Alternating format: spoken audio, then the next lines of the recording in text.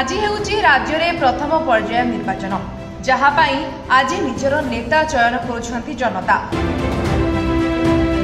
जोठी आज जनसाधारण चाहती निजर उन्नति मनीष बंची रहिबा पई जरूरी आवश्यकता खाद्य वस्त्र बासगृह शिक्षा स्वास्थ्य एवं गमनागमनर सुविधा जहाँकि ओडिशा रे 25 वर्ष धरी चलिथिबा स्थिर बीजेडी सरकार जनसाधारण निकट में पहुंचाई पारिछि बोली नयागढ़ जिला रणपुर ब्लॉक अंतर्गत कुलासर पंचायत बीजेडी कर्मी सम्मेलन में पंचायतर किछि युवक माने कहिसंती।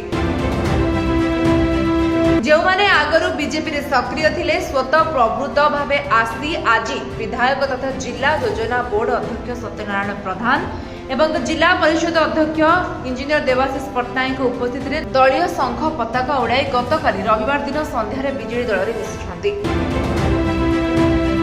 कुलासर पंचायतर गत 2019 निर्वाचन भली एथर भी अधिक संख्यार संघ चिन्ह रे भोट दे तांकर विधायक प्रार्थी सत्यनारायण प्रधान और सांसद प्रार्थी अरूप पट्टनायक आगुआ करेंगे बोली शपथ नहीं।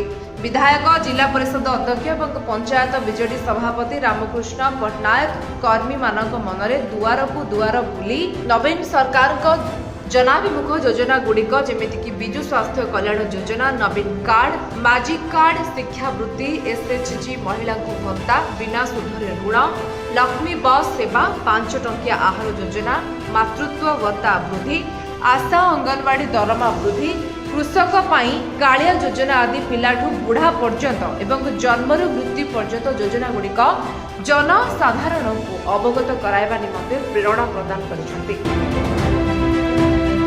तो कर्मी सम्मेलन में प्राय 11टी वार्ड रु जोग देथिबार देखिबाकु मिलिथिला।